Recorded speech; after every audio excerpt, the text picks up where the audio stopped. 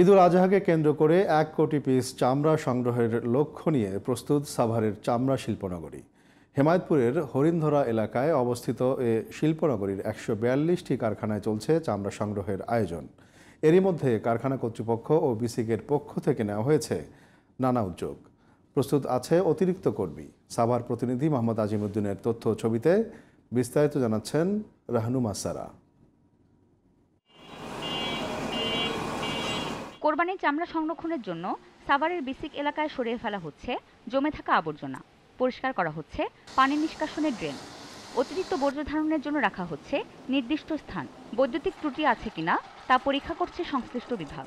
ঈদের বাড়তি চাপের বিষয়টি মাথায় রেখে প্রস্তুত রাখা হয়েছে কেন্দ্রীয় বর্জ্য শোধনাগার।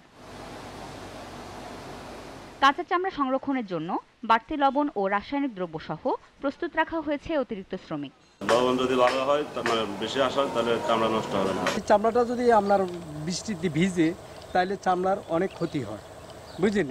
আর চামড়া যখন বেশি দেখছে বিক্রি না হয় তখন কিছু লবণ কিনে নিই, নিজেরাও লাগাইতে পারেন। এখন এবে চামড়াটা বাঁচাতে পারেন। লবণ স্টক করব, স্টক করে এগুলো আবার মাঝে চামড়া যে ব্যবহার রাখবো সেই সিস্টেম করে আমরা রাখবো। এবছর অতিরিক্ত গরমের কারণে চামড়া সংরক্ষণে পদক্ষেপ নিতে হবে দ্রুত। তাই চামড়ার গুণগত মান ঠিক রাখতে দ্রুত সেগুলো ট্যানারিতে পৌঁছানোর ব্যবস্থা করার অনুরোধ জানান বাংলাদেশ ট্যানার্স অ্যাসোসিয়েশনের সাধারণ সম্পাদক। ৩ মাস পর্যন্ত আমরা অন্তত আমাদের যে লবণ দিয়া চামড়া সংরক্ষণের জন্য যে টেকনিক, আমরা ইসলামী ফাউন্ডেশন, আমাদের প্রাণী সম্পদ মন্ত্রণালয়ের প্রাণী সম্পদ প্রশিক্ষণের ব্যবস্থা করা হচ্ছে। জানেন যে চামড়া আমাদের মূল্যবান সম্পদ। আমাদের বাংলাদেশের সেকেন্ড লার্জেস্ট ফরেন আর্নিংস হলো এই আমাদের চামড়া শিল্প থেকে।